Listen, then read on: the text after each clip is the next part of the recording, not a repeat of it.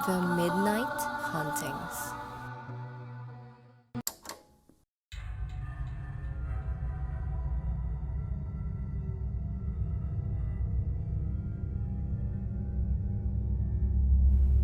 Magandang araw mga ka-midnight. Ako si Rex. Ang kwentong ito ay pinadala ng isa nating tagapakinig at ito ay tungkol sa isang lalaki na umuwi sa probinsya para mamasko, kung saan may natanggap siyang kakaibang aginaldo na nababalot ng misteryo. Ako si Inigo at nangyari ang aking kwento ilang taon na ang nakalipas. Nangyari ito nang maisipan kong dalawin ang probinsya ng aking pumanaw na ina. Nakwento kasi niya sa akin na may kapatid siyang nakakatanda na matagal na niyang hindi nakakausap.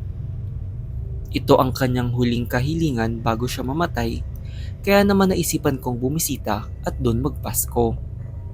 Nakausap ko lang sa chat ang aking tiyuhin, ngunit hindi ko pa ito nakita sa personal simula nung bata pa ako. Kaya naman laking tuwa ko nang makausap ko siya ng harapan. Bilang magsasaka sa kanyang sariling bukid, napagtanto kong marahil ito ang dahilan kung bakit nahirapan ng aking ina na kumonekta kay Chong Dedong. Hindi din kasi gaanong nagkikwento ang aking ina tungkol sa kanyang nakaraan sa probinsya.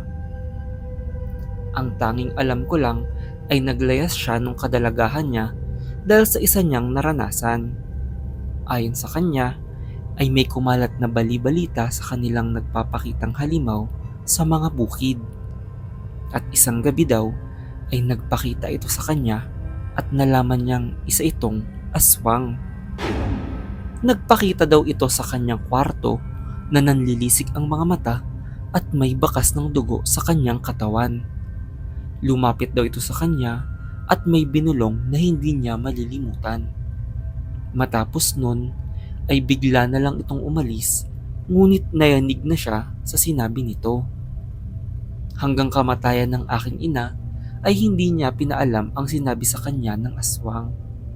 Kaya naman agad kong tinanong kay Chong Dedong kung alam ba niya ang nangyari nung gabing iyon.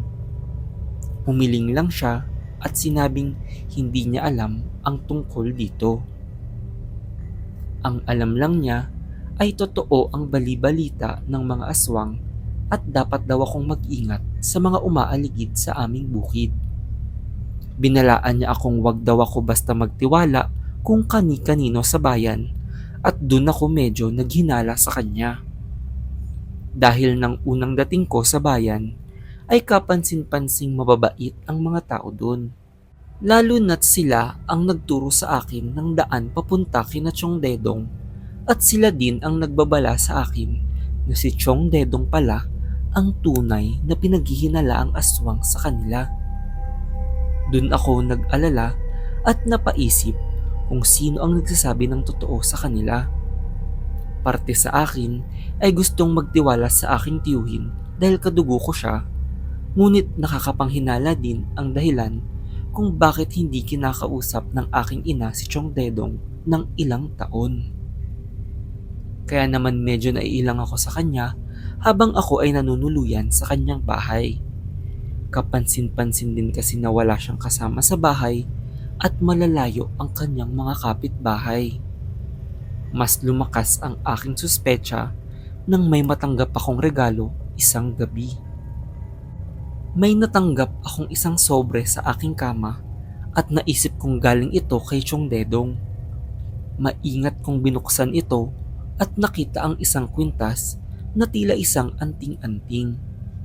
Nang kinagabihan nun ay naalimpungatan ako sa kaluskos at napasilip sa aking bintana. Tumambad sa aking harapan ang isang aswang na tila papalapit sa aking bintana. Nanlilisik ang mga mata nito at naglalaway ang bibig na tila gutom at nais akong atakihin.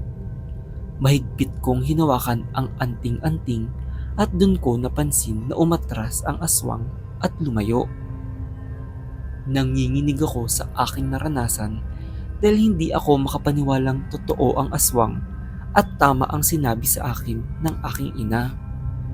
Nagtaka lang din ako na marahil ay hindi aswang si Chong Dedong dahil ang binigay niyang agimat sa akin ay tila pantaboy sa mga aswang.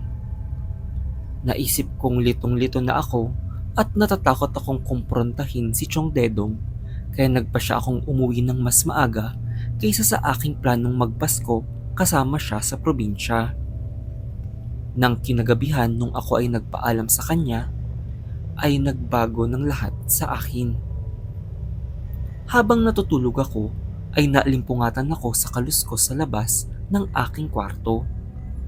Napabalikwas ako sa pagkakatulog dahil akala ko ay nanumbalik ang aswang sa labas ng bahay. Ngunit hindi ko inaasahang mas nakahihilakbot pa pala ang aking makikita. Dahil pagtingin ko sa pinto ng aking kwarto, ay dahan-dahang sumilip si Chong Dedong at nagtanong kung gising daw ba ako. Hindi ako sumagot at nagpanggap na lang na natutulog. Maya-maya ay napansin kong tila nagbabagong anyo si Chong Dedong sa aking harapan. Dahan-dahang naging mabalahibo ang katawan niya at tila naging pangil ang kanyang mga ngipin. Halos hindi ako makagalaw sa takot, lalo na nang bigla itong magsalita at tinatawag ang aking pangalan ng paulit-ulit. Ngunit bago ito makalapit ay hinablot ko ang aking agimat. Agad ko itong tinutok sa kanya sa takot at napansin kong napaatras ang aswang at tila nanumbalik sa katinuan. Bigla siyang nagsalita at humingi ng tawad sa akin. Doon niya pinaliwanag ang katotohanan sa akin tungkol sa nangyari sa gabing umalis ang aking ina. Ang binulong daw niya ay sinabi niyang may sumpa ang aming pamilya kung saan ang panganay na lalaki ay magiging aswang tulad niya. Nalaman niya ang tungkol sa sumpa nang mamatay ang kanilang ama at sa kanya agad napasa ang pagbabagong anyo. Matapos maglahad ni Chong Dedong ay nagmakaawa siya sa akin na itigil na ang kanyang paghihirap.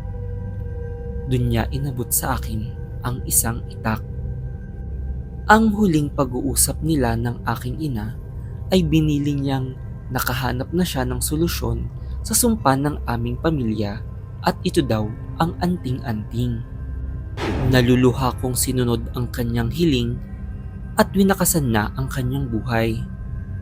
Doon ko napagtanto na buntis ang aking ina sa akin noon nung nalaman niya ang lihim ng kanilang pamilya at naglayas siya sa takot na makuha ko din ang sumpa tulad ni Chong Dedong. Ngunit sa kabutihan ng aking tiyuhin ay nakagawa siya ng paraan para protektahan ako sa pamamagitan ng isang agimat. Sa kasamaang palad ay para sa isa lang ang kanyang nagawa kaya kinailangan niyang ibigay ito bago mapunta sa akin ang sumpa. Ilang taon na ang nakalipas at suot ko pa din ang agimat. Hindi napasa sa akin ang sumpa ng pagiging aswang dahil sa sakripisyo ng aking tiyuhin, kung saan binigyan niya ako ng pinakamagandang pamasko at ito ay ang aginaldo ng aswang.